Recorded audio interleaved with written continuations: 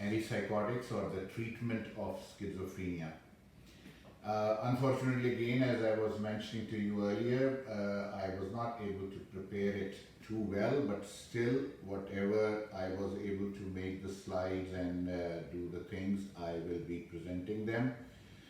So the topic is a huge topic, it's a big topic. It cannot be covered in a single sitting, but I will try to go through the basic concepts of management of schizophrenia, why the people don't respond to the treatment, and what we should be doing to make sure that things are corrected. So schizophrenia is said to be the bread and butter of psychiatry. The reason being that it's a kind of an illness which lasts for a long period of time. And even when the patients are okay and they are managed well and they respond to the treatment, again, they still need the follow-ups, they still need the, again, management and assessment strategies to be continued for life. It is just like diabetes, hypertension, and any other illness which goes on for a long period of time and needs to be monitored and corrected. So to start with, I will just start from here. The basic strategy in psychiatry, whenever we want to make sure that the people are okay, the idea is that we should be doing something like this. So if we just want to treat schizophrenia, or as a matter of fact any psychiatric morbidity, it's not the receptor occupancy which is desired. The desire is to make sure that the receptor affinity is achieved and patient is well, healthy, comfortable, and back to normalcy. Now this is what we have to acquire. If we talk in general about the psychiatry, about the psychotropics or antipsychotics, it's a very complex situation. How we give treatment to the patient is complex as well. Most of the time, I always repeated this and I always say this: if your diagnosis is appropriate, you'll be able to get the good outcome. But if your diagnosis is not appropriate, then definitely there will be few things which will be still there and you won't be able to bring back the patient to normalcy. The target is to bring the patients back to normalcy. Normalcy includes socially, he should be adjusted well, he should be doing a job, eating well, sleeping well, no symptoms at all, and a baseline level of any other normal, healthy individual. That is the target. And if we are not able to achieve it, then this means that there are complications associated with it. So what are the complications? Of course, we will in times, I will try to explain it to you as well. Now you just have to imagine, before I start saying anything, before I go through my slides, that our brain is like a computer and it's like the CPU, central processing unit of whole of the body. When the child is born, before that, when the child is in the mother's womb, there is a process of neurogenesis. So from one cell in embryo, the embryo is formulated and then their process of meiosis, mitosis, and multiplication. This process continues till the time the cell differentiation starts taking place. And then from there, the cell differentiation, the basic cell unit, the gene or the genome or the DNA, multiplies and diversify into various kinds of cells. One of the cells is called the neuron. And these neurons, when they multiply, they migrate from one end to the upper end here. And then the process of migration and then multiplication and then refinement in their process is the key. So whole of this process of neurogenesis, and then cells, each neuron is supported by 9 glial cells. And the glial cells are also the cells. Neuron has the capability of excitability. One neuron is just like this, and it has an offshoots like this. So there are axons and dendrites. And whole of the neuron body is sealed by the glial cells. Now these axons and the dendrites, they are connected with the other axons and the dendrites with a space that we call synapse. And in these synapses, the multiple neurotransmitters, the dopamine, the serotonin, the norepinephrine, and all these neurotransmitters, they make the flow of electrical current or the stimulus from one cell to another cell. And imagine that this electrical impulse is not traveling just through the wire. It's traveling through the wire and the space, then the wire and the space, and then it continues throughout the brain. So if we use our imagination, you can imagine that all of these processes of neurotransmission, of an electrical impulse going from one end of the brain to another and generating a response like interpretation and response in form of a behavior, is controlled by them. These neurotransmitters, so giving you an example, that initially it was thought that a dopamine is one neurotransmitter, but now we know that there are multiple types of the dopamine. So if this is dopamine, dopamine D1 has a slight notch on one side. D2 has another notch. D3, D4, D5, D6, D7.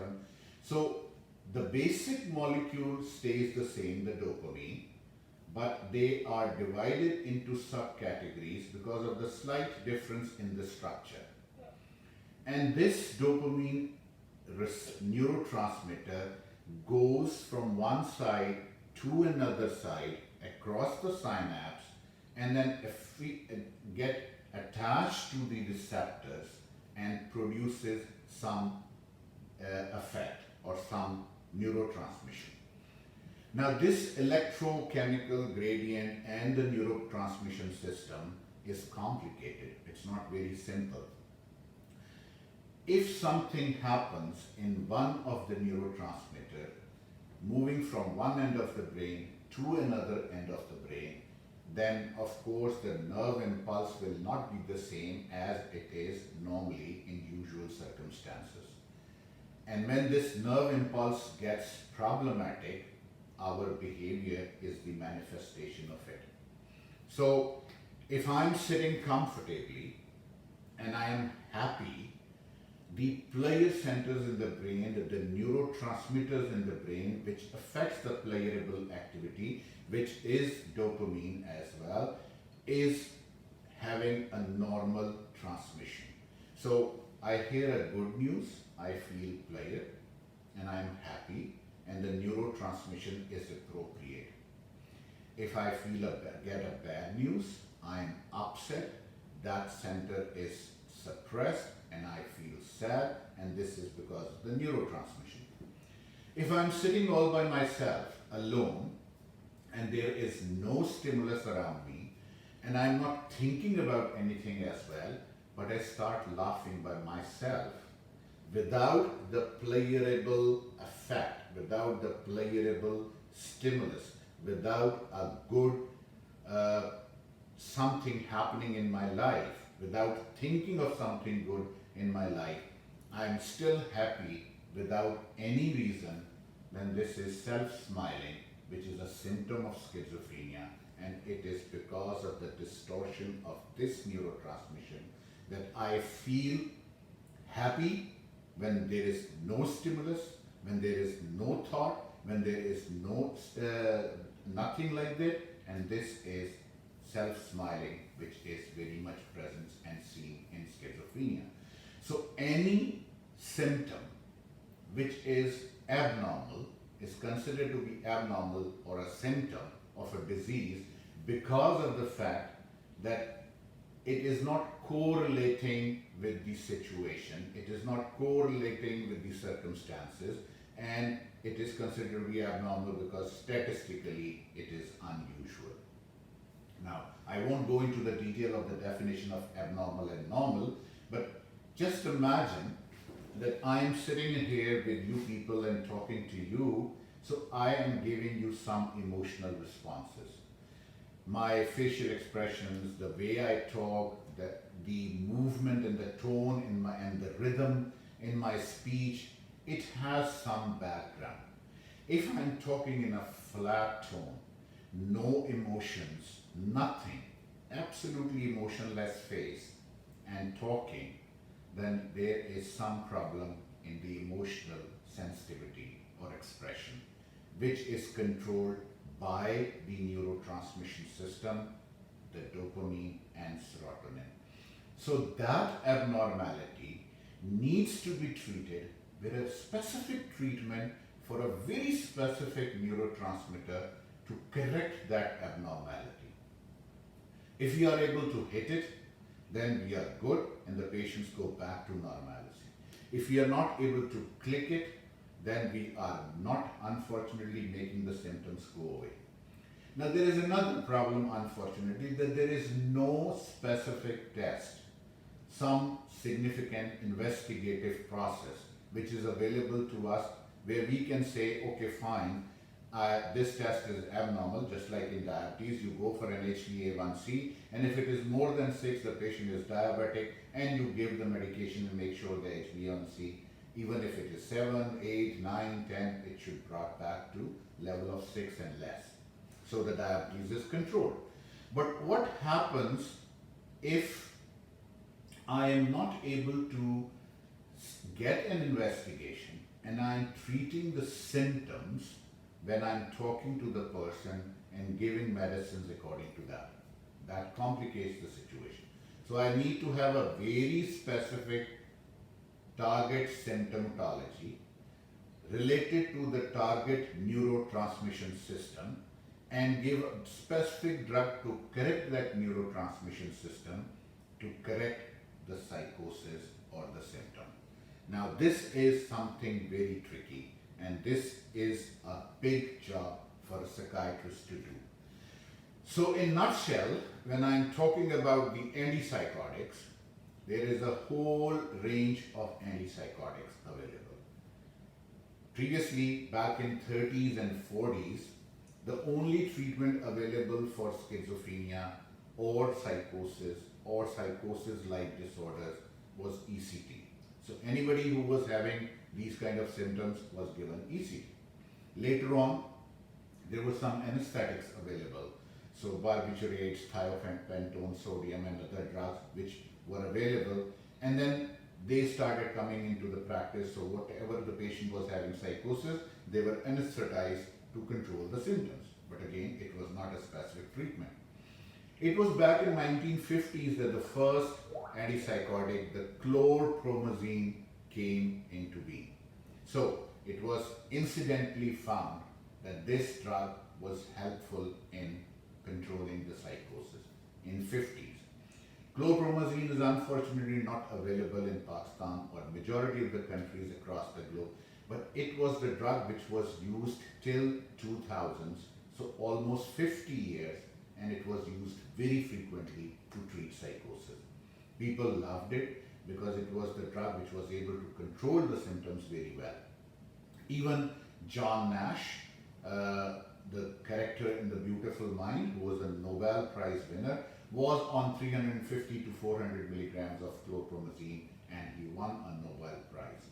So you can very well imagine how good breakthrough was achieved by this chlorpromazine. After that, there was a range of antipsychotics which were available in the market. So the haloperidol, flupentixol, loxapine, thyroidazine, flufenazine, perfenazine, all of these drugs came into the market. Then there was some more modification, flupentixol,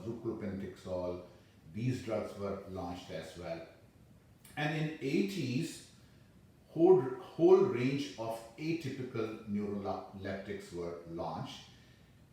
Starting from risperidone, a new concept in the treatment of schizophrenia was launched, which was called serotonin dopamine antagonist, SDA concept. Now, risperidone was launched on the basis of SDA concept. So, not only dopamine, but other neurotransmitter was included in the causation of the symptoms, and it was said that these symptoms can be corrected well with the drugs like risperidone, SDA concept. Exam question: what is SDA concept? How risperidone was launched? Exam question: in SDA concept, what other medications can help? What other medications are acting on the same principles? So these are some of the exam questions. And then after risperidone, there was olanzapine, then quetiapine, then ziprasidone, aripiprazole, brexpiprazole, isinipril, lurasidone, iloperidone, paliperidone, and there are a few more which I was not able to mention them here. There are a few more drugs available as well. Now, on the basis of the history of antipsychotics, it was often based on chance findings that bear little relationship to intellectual background driving observation.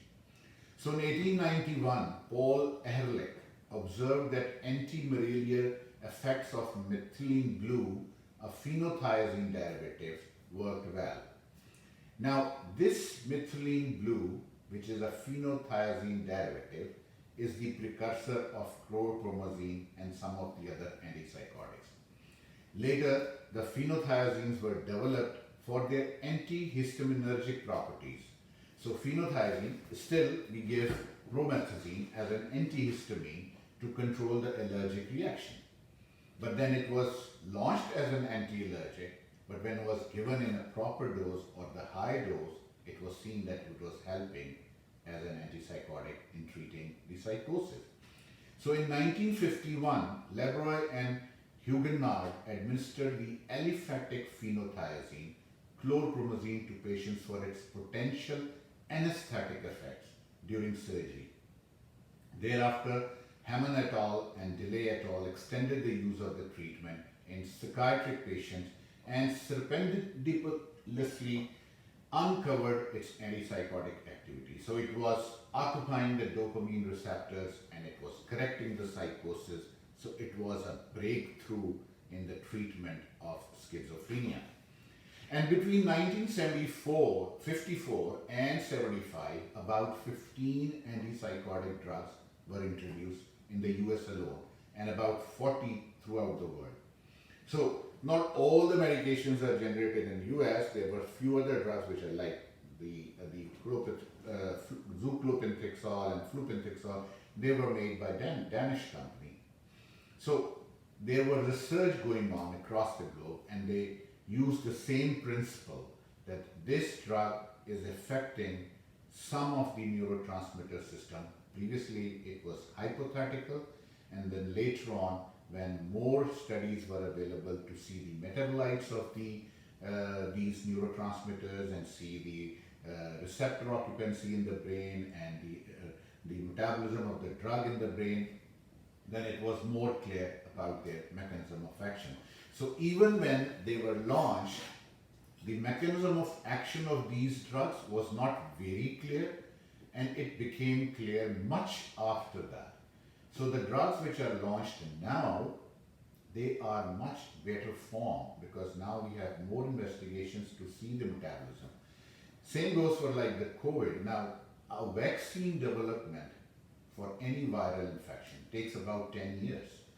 But in case of COVID, they have developed the vaccine in few months. And the only background is that there were vaccines available in the market, they were modified, corrected, and we made sure that this may be helpful in treating the COVID. So it was easy. So thereafter there was a hiatus in the development of antipsychotic until the introduction of clozapine treatment in the US, which opened the era of atypical antipsychotic. I think this date is not appropriate. It was more like 1970s when the clozapine was launched, and later on the clozapine was extended. So, coming back again, there are few terms which are confusing for most of the residents, even for me now. So why we use the term atypical antipsychotic, why we use the term second generation antipsychotic, why we use the term dopamine partial agonist, why we use the term third generation antipsychotic or next generation antipsychotic. Now there are few big bodies in psychiatry which probably coin these terms and throw them in their literature, and then these terms are opted and adopted by the psychiatrists across the globe. Like APA, like WPA, like European Psychiatric Association. So there are big psychiatric, again, bodies which usually throw these terms. So the classic and commonly used terms, the neuroleptics. Now neuroleptics or major tranquilizer was the name given to most of these drugs, and the reason was because they were used for as an anesthetic initially, and then their major side effect was sedation, so they were called major tranquilizers or neuroleptics. But later on they found that this is not just the only action they have other properties, so let's change the name. So they were given the name of typical antipsychotics. And then a typical name was again very odd, so WPA proposed the name first generation antipsychotics. So all the three names, major tranquilizers, neuroleptics, typical antipsychotics or first generation antipsychotic is the same, except the different bodies and different authorities gave it a different name. Similarly, when new drugs with the SDA concept was launched, risperidone or clozapine, the name atypical antipsychotic was launched. And the reason why it was given the name atypical was that it was not affecting only the dopamine receptors. So they have other properties which gave them the name of atypical. And then it was thought that this name is not enough to give a good description, so the name second generation antipsychotic was used for them. Then there was other drugs which were probably acting more on other neurotransmitters. So there was a glutamate concept of schizophrenia, and there was a concept of involving other neurotransmission system as well. So this name, the atypical antipsychotic, was not sufficient. So there came the name dopamine partial agonists, and these drugs were called third generation antipsychotics. Now there are drugs which affect on multiple focused receptors, treating the schizophrenia very specifically. Not like chlorpromazine was affecting histaminergic receptors as well, serotonergic as well, but they were broad. Now there is a focus on only the neurotransmitters responsible for causation of schizophrenia. Those needs to be targeted, so more targeted drugs on multi-receptor modulation, and they are called the next generation antipsychotic. So first generation, second generation, third generation, and the next generation are names given over the period of time to these drugs. Now, why the typical drug was used, antipsychotic name was used? Because these drugs were affecting dopamine receptors. Two, these drugs were causing extrapyramidal side effects, including dystonia, Parkinsonism-like symptoms, tremors, and the most worst component was that they were producing tardive dyskinesia. Now, tardive dyskinesia is an irreversible side effect of an antipsychotic. So once a person develops TD, then it cannot be cured with any drug. And it is, again, I'm not going into the details what causes the tardive dyskinesia, but tardive dyskinesia itself is an abnormal movement disorder, which is unfortunately irreversible once the changes in this system are made permanent. It is not dose related. It is not, unfortunately, because of the long-term use.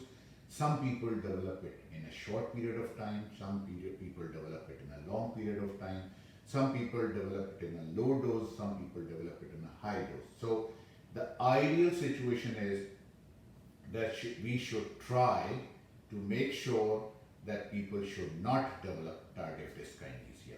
So initial assessment to rule out this extrapyramidal side effect is important. So the typical antipsychotics were affecting the dopaminergic system, they were producing the extrapyramidal side effects, and they were causing sedation as well. These were major side effects, major problems associated with them. These were the drugs called typical. Now atypical drugs, when the SDA concept came in, they have spectrum of action. So they were trying to address the negative symptoms of schizophrenia as well. And they were trying to address the affective component in schizophrenia as well. So the mood symptoms, the affective component, and again addressing the cognitive functioning in schizophrenia, which was getting compromised with the typical neuroleptics, and better efficacy in terms of treating the positive symptoms. So atypical neuroleptic was the name given.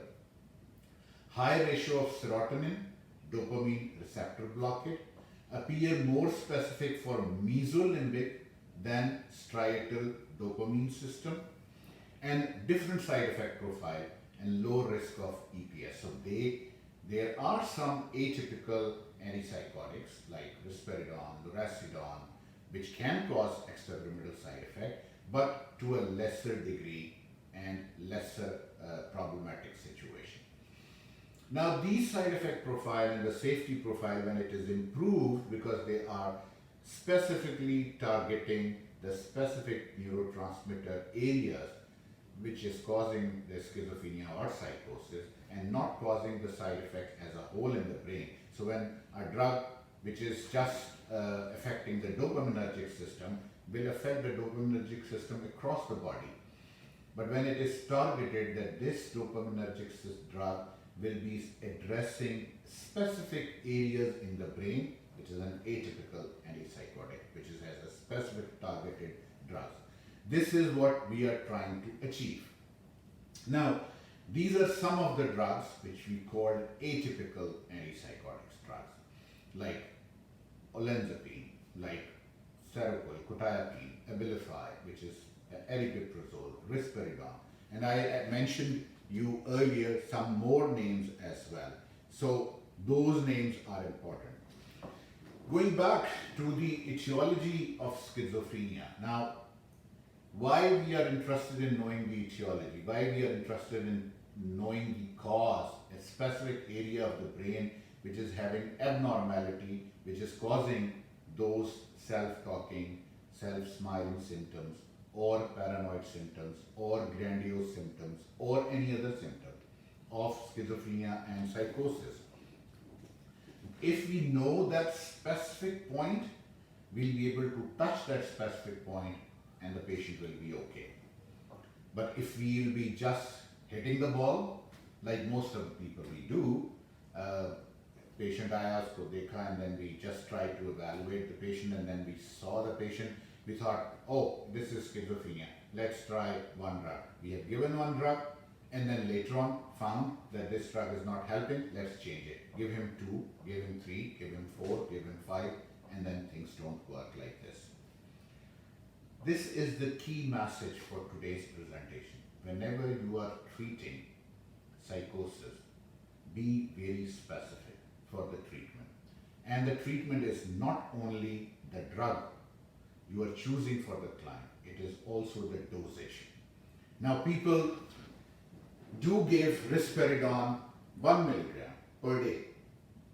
Now there are no studies which can prove to me that 1 milligram of risperidone can occupy the receptor 80% and correct the psychosis. Most of the studies show that we have to give the medication in a therapeutic dosage, and the therapeutic dose range is specified for every drug. if you won't follow the therapeutic range, patients won't get better. So if the risperidone is given, the dose range is between 2 to 6 milligrams per day, where the 80% receptor occupancy is achieved and patients do get better. If it be less than that, it will be of no use. Same goes for aripiprazole. 5 milligram of aripiprazole won't do anything. The therapeutic dose range of aripiprazole to have its effect in the books is about 10 to 30 milligrams per day. Excuse me. So unless or until we'll be able to give the dosage in a therapeutic range, we won't be able to address the symptoms. So make sure that when you prescribe a drug, you should know 5 basic things about the drug. 1, the efficacy of the drug. 2, the safety profile of the drug. 3, the side effect of the drug. 4, the half-life of the drug. And lastly, and most importantly, the therapeutic range of the drug. If you know these parameters, then it's easy. If a patient walks into my clinic and when he starts walking inside the door, I start observing the patient. And the moment the patient enters, I know that this person is having this side effect of the drug. I don't have to touch him to know this. Most of the time, the observation, if you know the side effect, is enough. You touch the patient only after taking the consent from the patient and examining him. Yes, we do need to do the examination as well to reconfirm our findings. But seeing is important. Observation is important. If you will not observe the patients, you will not be able to understand what side effect profile they are having and how they should be addressed and what should be done about it. So aripiprazole can cause akathisia. Now akathisia is just a subjective restlessness. It is not actually, you cannot examine akathisia. You have to see and observe the patient to assess it and ask specific questions about it. Since the time I have started taking the medication, I don't know, there is something in my legs. I cannot sit still. I cannot sit static. I am not able to stand at one point. I keep on moving my legs to make myself comfortable. This is akathisia. And you have to assess the side effect and you will know that this is a side effect. So either the drug dosage needs to be reduced or it needs to be changed. That is the decision that you have to take on the basis of the clinical assessment. So for us, I'm sorry I was detracked, but for us to understand the etiology is not to read the etiology as a bookish knowledge. It is to implement this etiological principles into clinical practice. And if we are not able to do that, we won't be able to treat the patient. Now etiologies, whenever we want to talk about etiology, the basic etiology, this picture is in front of you and you can see what is there. Mesocortical dopamine pathways, basal ganglia, nigrostriatal dopamine pathways, mesolimbic, mesocortical and nigrostriatal. Now we know that a typical dopaminergic pathways are these 3. Nigrostriatal, mesolimbic, mesocortical and basal ganglia. Now these pathways, so whatever drug I want to use, it has to be very specific dopaminergic drug which will just affect the mesolimbic dopamine pathways and the psychosis will be okay. If it is addressing the mesocortical, there will be some more things into it. And if it goes to nigrostriatal, then of course there will be hordes of side effects. Now this is tricky. So, and tuberoinfundibular, another pathway, so which is dopaminergic as well. So prolactin levels is usually high because of this pathway. So we don't want the other pathways to be filled up and giving the side effects to the patient. So I want a very specific drugs which can address the emotional component only, correct the delusions and hallucinations, and won't produce any side effect. This is the specificity of the antipsychotic, and this is the etiology behind it. If we know the etiology, we'll be able to treat it properly. So the dopamine pathways, the tuberoinfundibular, hypothalamus to pituitary, hormonal regulation, maternal behavior, nurturing, pregnancy, sensory processes. Now, if the patient is having psychosis, I don't want to address this.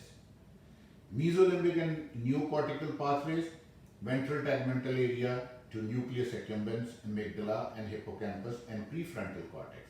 Now, if you see these areas of the brain, they are related to emotions and the memory, so the cognition, the negative symptoms, and I hope I'm still there, yes, and emotions, cognitions, and positive symptoms are all here. So I just want to address this. I don't want to address the other pathway system. Nigrostriatal, substantia nigra to striatum, motor control. Death of neurons in the pathway can result in Parkinson's disease. This is the cause of extrapyramidal side effect, and I don't want to have it.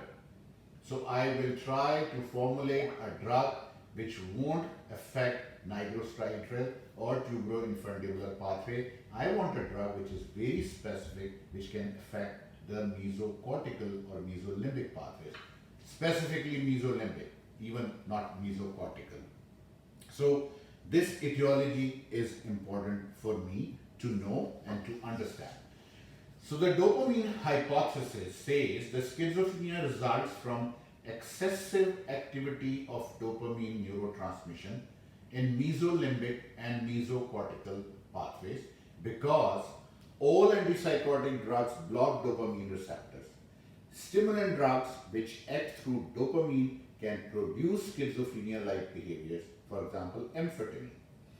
And levodopa and dopamine precursor can exacerbate schizophrenia symptoms or occasionally elicit them in non-schizophrenia patients. Higher levels of dopamine receptors measured in the brains of schizophrenia by PET scan. So brain increase during psychotic episodes, brain dopamine increase during the psychotic episodes, but not during remission. So if the person is okay, he goes into the remission, the dopamine increase goes back to normal. And if it is normal, the person is fine. So if a patient comes to me and he gives me some symptoms which I believe are related to just the dopamine system, the best drug to be chosen is something which will be affecting the dopamine system. And if I believe that this patient is presenting with the symptoms of the dopaminergic system and serotonergic system, then the best drug will be STA drug. Now, if I believe that the patient is presenting to me with some glutaminergic pathways as well, symptoms of glutaminergic pathways, then the best drug will be some newer generation antipsychotic. This is tricky. So, all patients don't need the same antipsychotic. So, जो आ रहा है उसको रिस्पेरिडॉन 12 milligram, 6 milligram, 10 milligram टिकाई जाओ, खंगी जाओ, तिलंगी जाओ. This is not psychiatry. If we have to practice psychiatry, we should be human first and don't consider our patients to be experimental guinea pigs. Don't experiment on them. So they are humans, just like you and me, and we have to treat them properly. So listen to your patient carefully. Listen to the symptoms carefully and correlate these symptoms with the pathways associated in the brains. If you know those pathways, if you know the symptoms produced by them, you'll be able to treat them properly. If you don't know the pathways, ਤੁਸੀਂ बस गुगलियां कराओगे ते हुक्म मारोगे, things won't get better. So to get it better, you have to be very specific. And if you are specific, the patients get well. If you are not specific, you are just seeing the patient, making a diagnosis and giving something, patient won't be okay. So I have to listen to the patient, correlate the symptoms with the pathways, and then come up with a drug. Give him this. This will work for him. And of course, it's not something very confirmed because there is no diagnostic test, because it's just my feelings and perception and assessment. I may be wrong, but in majority of the situation it works. In some of the people it won't work. We will come up to that point and I will explain it to you, the resistant schizophrenia as well, where this is the problem. So the role of dopamine in schizophrenia is quite complex. Positive symptoms are thought to be a result of overactivity in mesolimbic pathways, activating D2 receptors, while negative symptoms may result from a decreased activity in mesocortical pathways, which is a dopamine D1 receptors. And nigrostriatal and tuberoinfundibular pathways appear to be normal in schizophrenia, so I don't want to touch them. So this is important for me. If I have to address the negative symptoms, apathy, alogia, lack of emotions, blunting, in lack of initiation, then I will go for some drug which will be acting on mesocortical dopamine D1 pathways. And if I want to address the positive symptoms, overactivity, hyperactivity, aggression, I will go for some drug which will do the D2 effect. And this is the rationale of choosing the antipsychotic. So the basic theme, I am not sure I have completed this or not, so I thought that I just made 10 or 12 slides. So I'll be just wrapping it up. We'll pick it up from here to next time, inshallah. So the glutamate hypothesis, the glutamate excitatory neurotransmitter, the neurotransmitters which are affecting, there are two stimulating neurotransmitter, excitatory neurotransmitters, rather to be very specific, and the rest are other neurotransmitters. Glutamate and GABA are excitatory. Now glutamate system, NMDA receptors, inotropic glutamate receptors.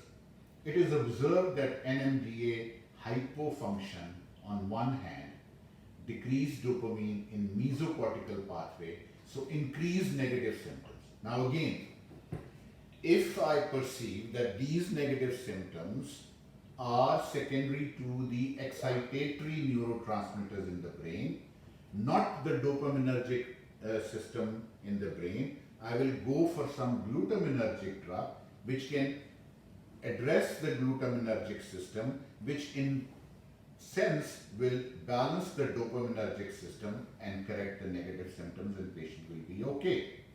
So I will not choose a drug which is addressing the dopaminergic system, because dopaminergic system is affected secondarily, not primarily. So in primary situation, I will address the glutaminergic receptors.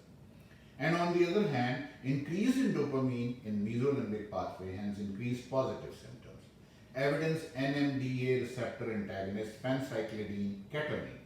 Now these days, ketamine is used to treat major depressive disorder resistant to pharmacological treatment. So you give ketamine to patients and their depression goes away, which again addresses positive and negative psychotic symptoms as well. So in nutshell, to understand which drug to be given to which patient and how, I need to know the symptoms, correlate them with the etiological neurotransmission system, choose a drug specific to it, and patient will be okay. Otherwise, you will keep on barging here and there, and patient will be a resistant case and unfortunately not respond. Okay, yes, so one more slide to go. Serotonergic pathways. Many effective antipsychotic drugs, in addition to blocking dopamine receptors, also act as serotonin receptor antagonists. Many atypical antipsychotic drugs produce fewer extrapyramidal side effects than dopamine selective compounds, as they also combine with serotonin receptors. I hope I'm still there. Okay, yes, I am. Whether serotonin receptor blockade accounts directly for their antipsychotic effects or merely reduces undesirable side effects associated with dopamine D2 receptor antagonists remains controversial. But still, there is one way of looking at the things and addressing them. Okay, so this was the presentation for today. Any questions or any comments? I'm open to it. G.